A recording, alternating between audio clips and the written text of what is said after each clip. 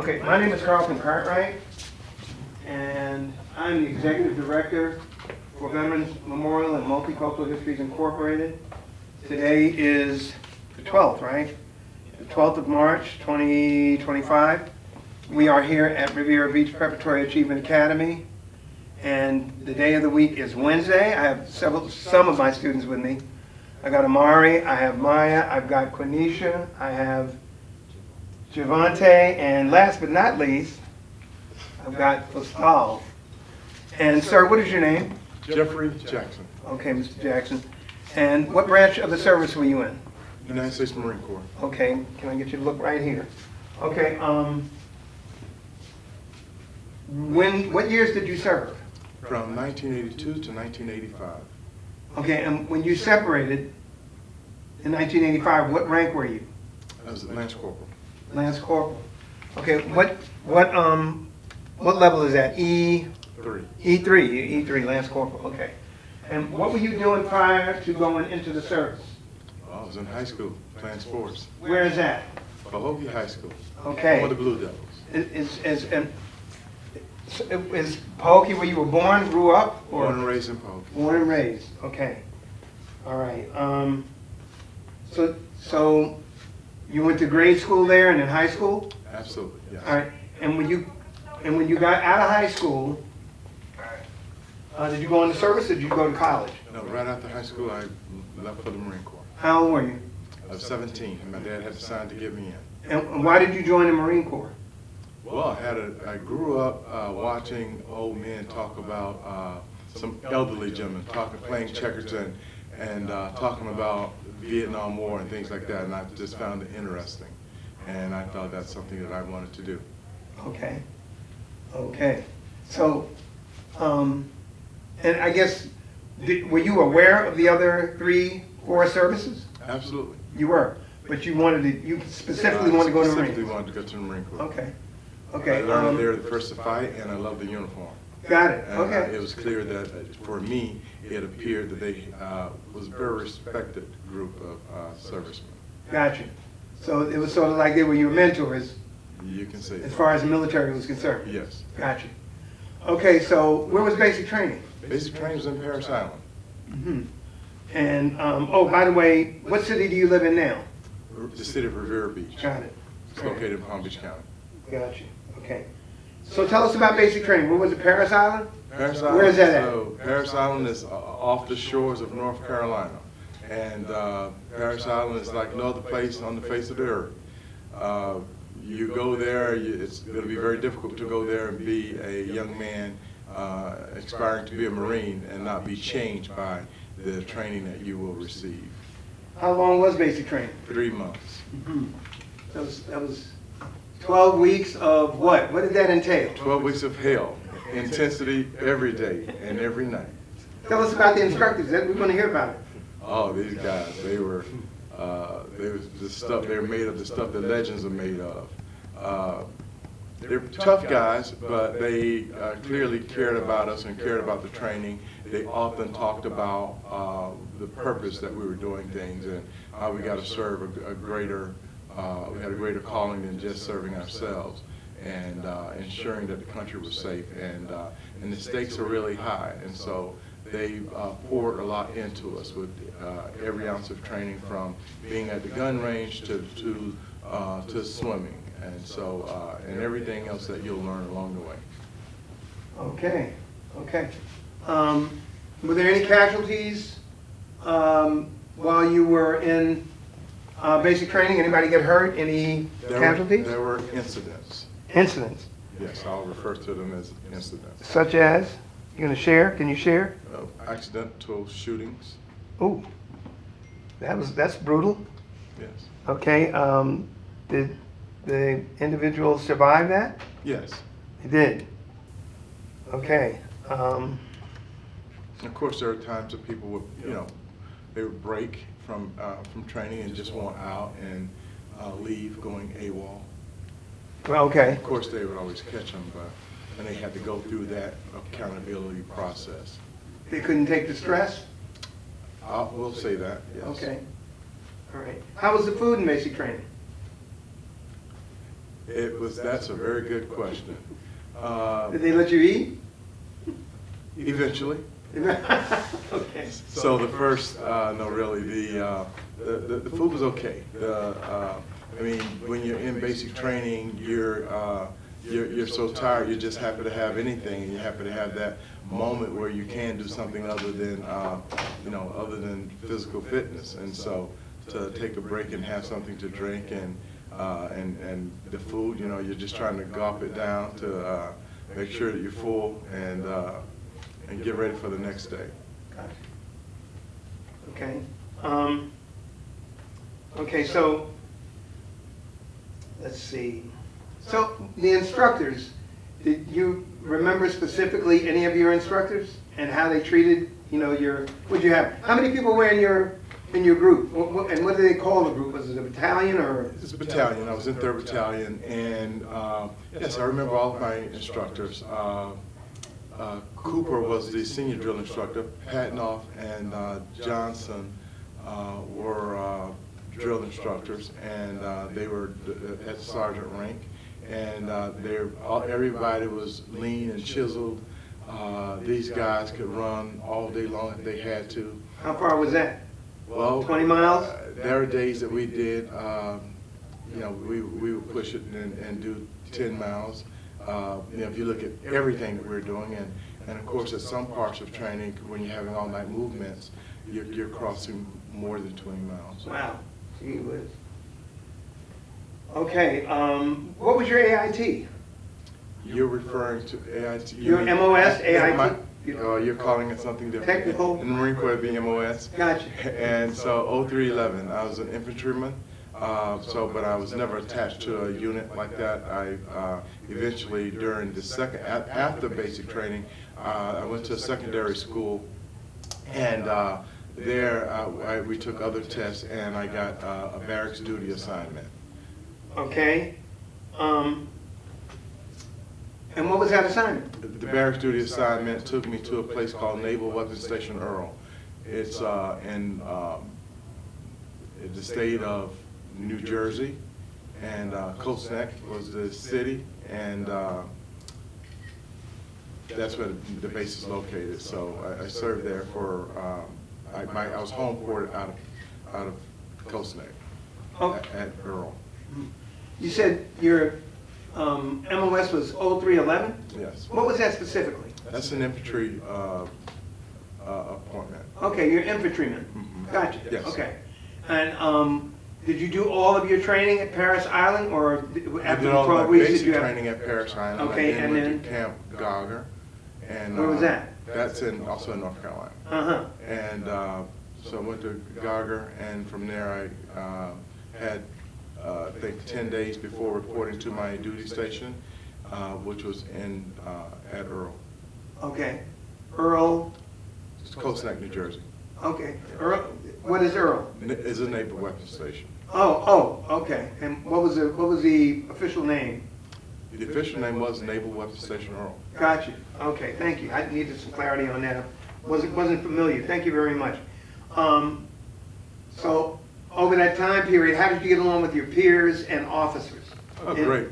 Great relationships with everybody. In the Marine Corps, you can't afford not to gel. You got to be one unit, one heartbeat, and everybody have to know that they can depend on the guy next to them on either side.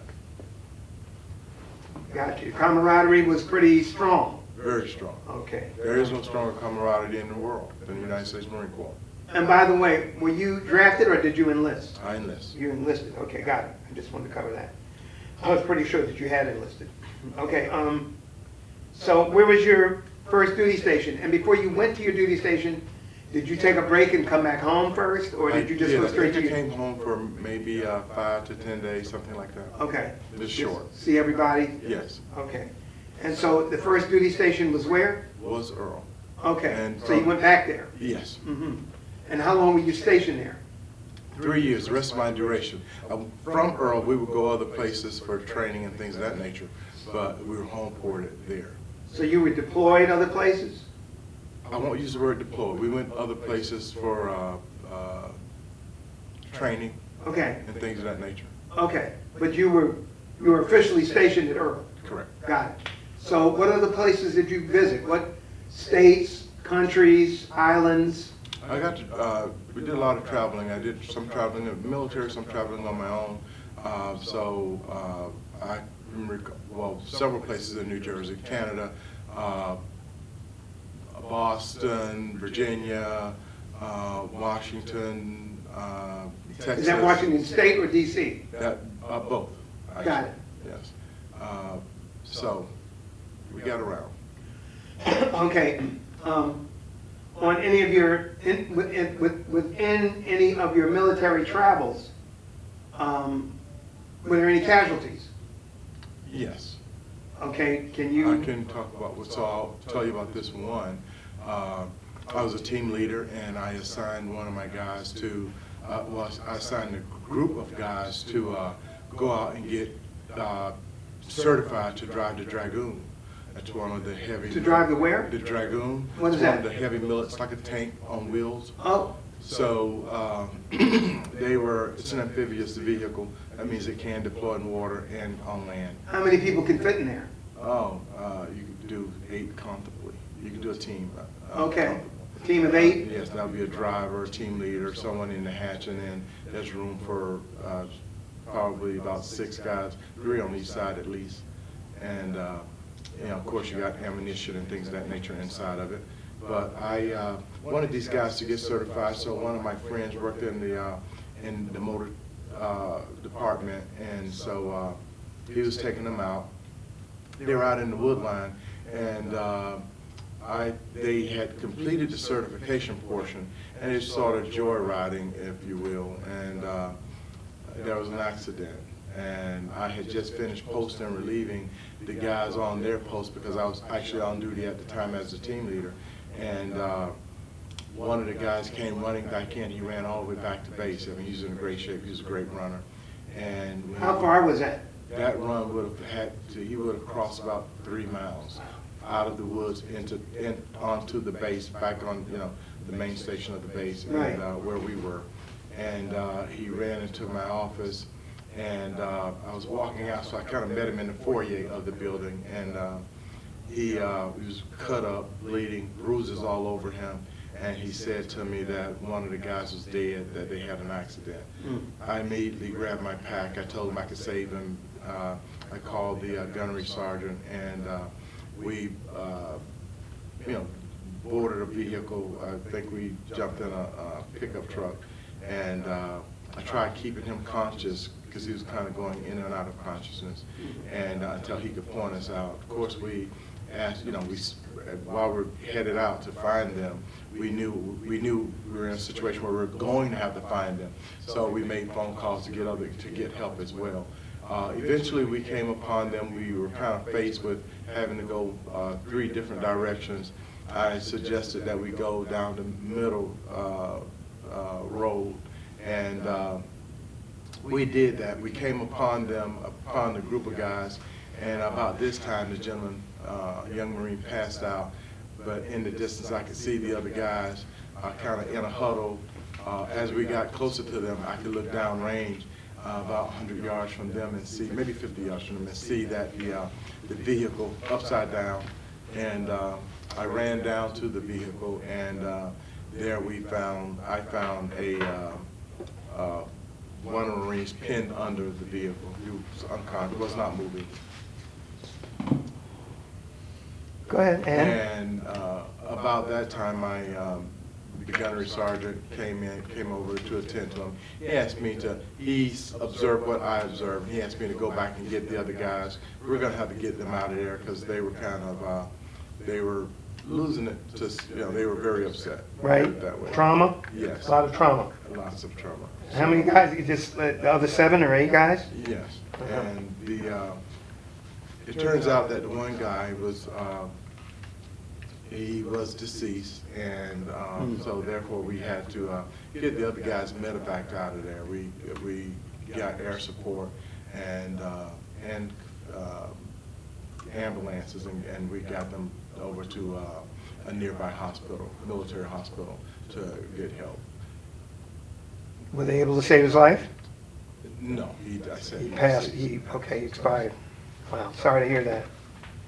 Any other incidences like that throughout your career? Well, I've seen other stuff happen, you know, but from accidents and things like that. Okay, over the 3-year period when you went on R&R, right? You took vacation. So where did you go on your personal time? Again, all over the place. Mexico, Texas, Chicago, all over the country. We would go to the airport. Back then it was fairly reasonable. You could get a flight for a reasonable cost. And I remember Piedmont Airlines used to take you from Florida to New York for, I think it was like $79. And Wow. so it was, and they, of course, back then they would feed you on the flight, so it was great. And we would fly all over the place. Okay. We worked hard, but we played hard. I'm just curious, after the service, I'm sort of jumping ahead a little bit, with the camaraderie, excuse me, issue, have you retained any of your friendships that you made, interactions after the service? Yes, many. So this is 1980, that was 1985 when you separated, correct? Yes. All right, so this is like 15, 24, this is like, oh Lord, this is 40 years later. Yes. And you still maintain those friendships? We still maintain friendships, Nice. phone calls, and keep up with, you know, everybody's career. And quite a few guys left and went to join law enforcement organizations. Of course, that's what I did as well. I joined the Palm Beach County Sheriff's Office, and me and some of the guys were going to get together, probably about 8 of us, probably over the summer. That's our plan.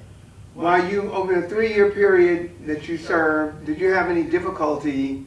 I mean, it was, 1982 to 85, right? Yes. Yeah. Did you have any difficulty staying in touch with your family?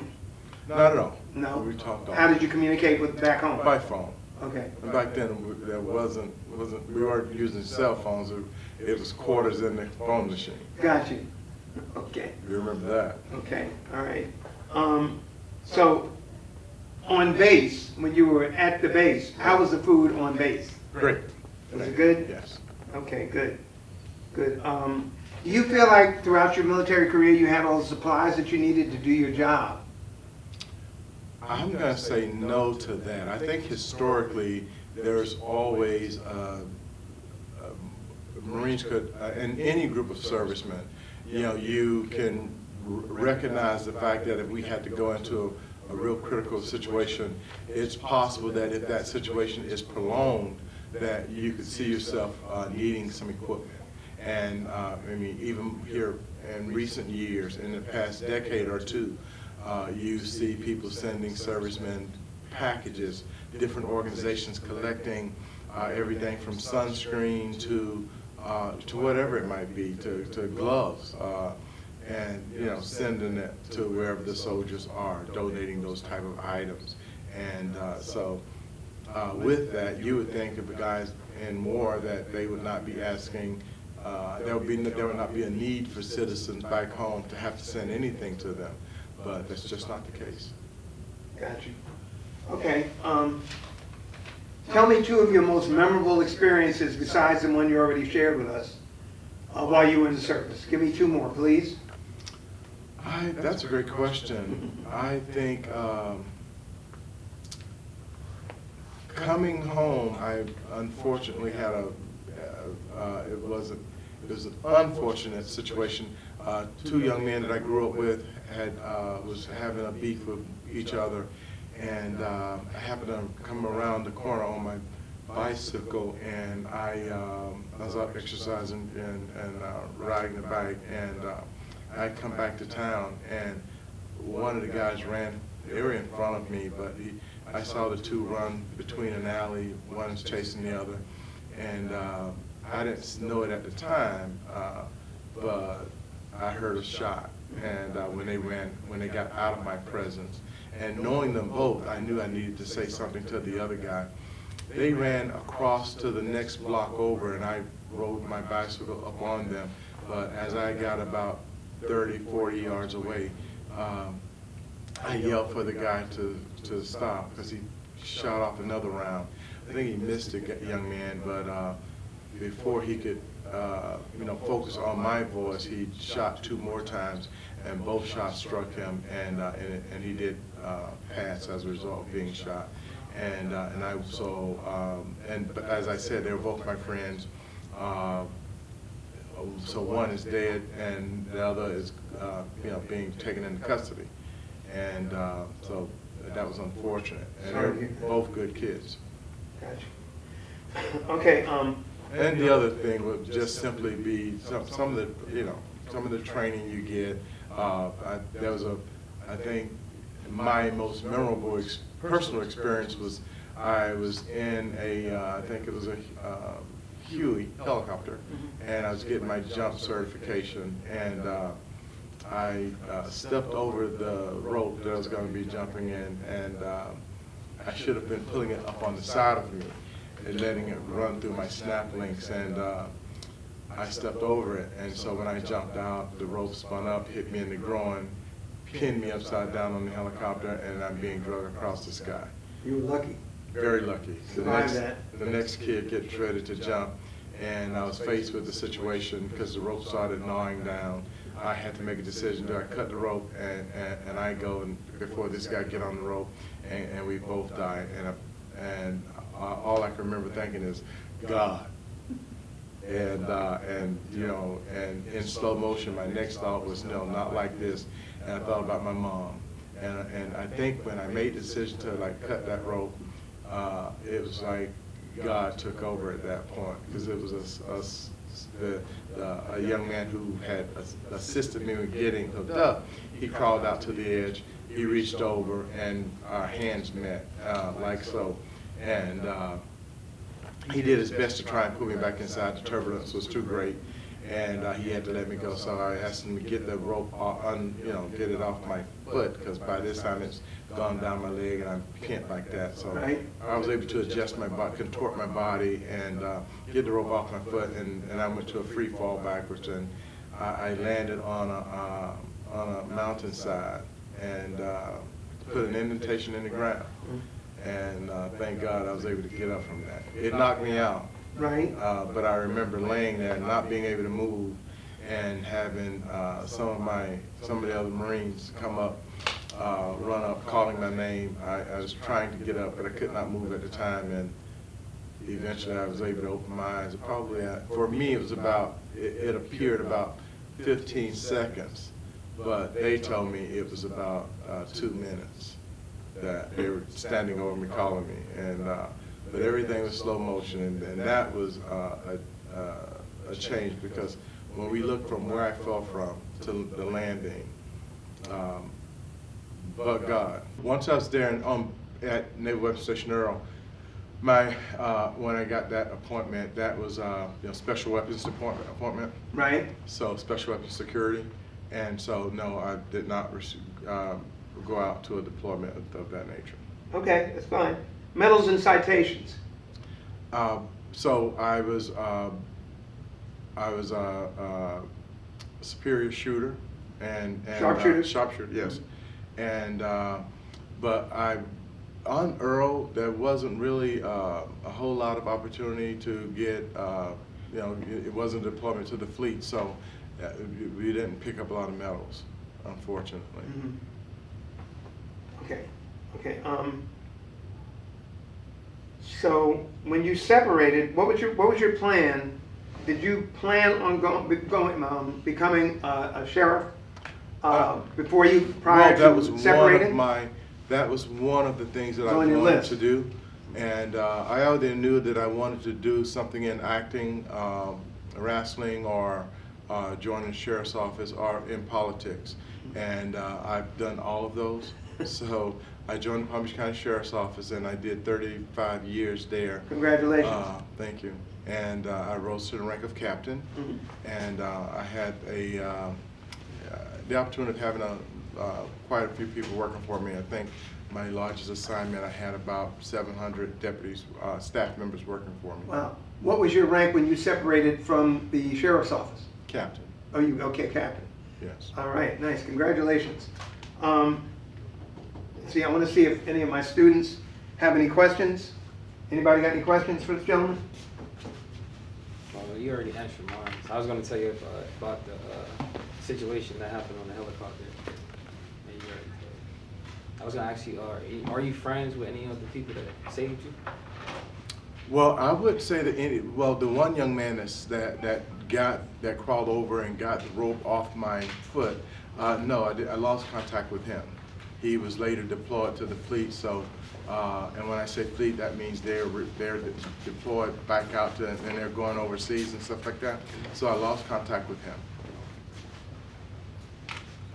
But I did remain friends with a lot of other people, dozens of other, guys. We stayed in touch. And while there, we would go out, partying and stuff like that, and to events, sporting events, nightclubs, and all the stuff that young Marines do. We travel together as well. Anybody else? Girls? No? What advice would you give to anyone that's trying to be in the Marines? I would tell you to get in great shape, get your run game up. And one of the things I did, I started lifting weights before I went in the Marine Corps. And so my bench press was awesome, but I needed to focus on running, the calisthenic.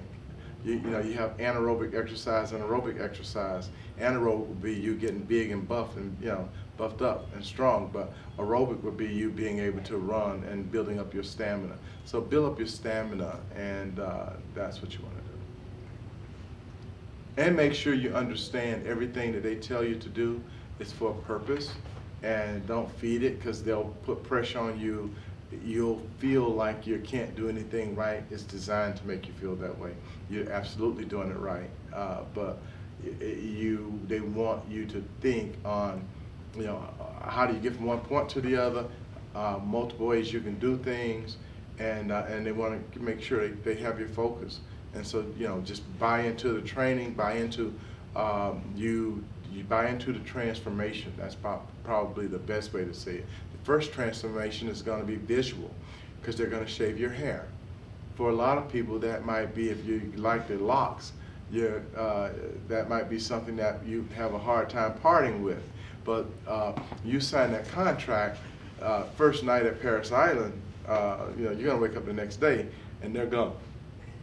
They're gone. Over and out. Over and out. Okay. Because I know I got students here that are worried about losing their hair, and I just they try to keep, and the thing I try to keep in front of them is that all the other successes that they're going to have going in the military, getting paid, benefits that are going to cover so many things for them, where they'll be taken care of. And the benefits the rest of your life.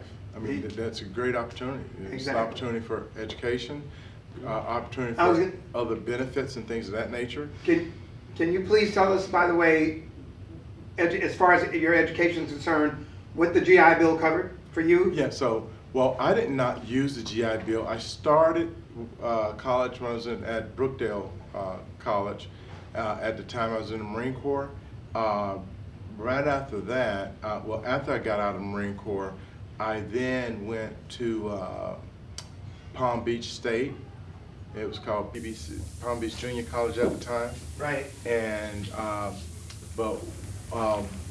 eventually I got my bachelor's from the University of Phoenix. And while at the Sheriff's Office, I attended other institutions for higher learning. Gotcha. Okay. All right, so. Nova University being one. Mhm. I think Sam Houston University. What did you major in? Business administration. And both of them? Yes. How many colleges did you go to? Sorry about that. So University of Phoenix, I got my bachelor's from them, but as I said, I took other leadership courses and things of that nature that Sheriff's Office took care of, and so there are leadership programs. And at Nova had a leadership program called Executive Leadership, and same thing for Sam Houston and for the University of Louisville. Yes. Kentucky. Yes. Right. Okay. Just a few more questions. Did your military experience influence your thinking about war or about the military in general? No, I actually joined the Marine Corps, as I said earlier. I joined because I was fascinated with the idea of going to war. But once I got in and you start to get older and stuff like that, and you learn things, and and you know, you're reading your Bible and getting more close to God, you realize, you know, war is something that you should try to avoid. And understanding that, I took the opportunity to get into special weapons, as I told you before, and so I had a great career doing that. Gotcha. And last question, how did your service and experiences affect your life? I think it definitely affects my life in a positive way. Yeah, I've accomplished a lot. As I said, I always wanted to do some acting and stuff like that. It gives you a can-do spirit. I've had a chance to grace the stage of WrestleMania and you know, with the World Wrestling Federation. I've had an opportunity to, so that was WrestleMania 13. And I played a role with the group called the Nation of Domination. You can Google them and see some of the matches. You know, I had the chance to make movies, and so and I've had an opportunity to do several commercials and things of that nature. And so I'm sure you've seen some of those. And so I've had a great time. It shaped me. I'm now. I serve as a elected official, Thousand Oaks Community Development Chair of that commission, and so it's definitely shaped me. I'm presently president of the Revere Beach Housing Authority. We're doing some wonderful things there with building affordable housing for people. Recently, I received my latest project is a $132 million project where we're going to be doing here in Revere Beach. Nice. I built Heron Estates, which is about maybe a mile from here, and that's a senior project. And We just need to wrap up. I have a question. Oh, go. You say you commissioned the Thousand Oaks, right? Well, in Thousand Oaks, I'm the chair of the Homeowners Association. But the Thousand Oaks Community Development District, I control the taxes along that corridor. So that means we built waterfront homes, so they took out bonds, special bonds, and you have to have a board in place until that bond is repaid. So I'm on the board to repay that bond. I'm one of the commissioners.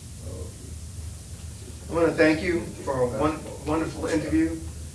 Okay, and I also want to thank you for your service. Thank you. Yes, sir. Thank you very much.